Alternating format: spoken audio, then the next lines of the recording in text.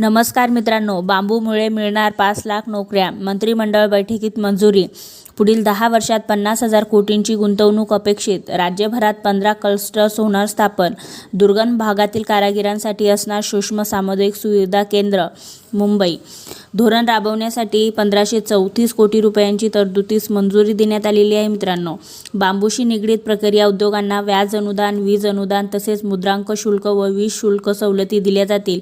याशिवाय बांबू क्षेत्रातील स्टार्टअप्स आणि सूक्ष्म लघु व मध्यम उपक्रमांसाठी स्ट्रेचर भांडवल निधी म्हणून 300 कोटी रुपयांच्या तरतुदीलाही मान्यता देण्यात आलेली आहे. मित्रांनो, तसेच मित्रांनो, बांबू धोरण राबवण्यासाठी 1534 कोटी रुपयांच्या तरतुदीस मंजुरी देण्यात आली आहे.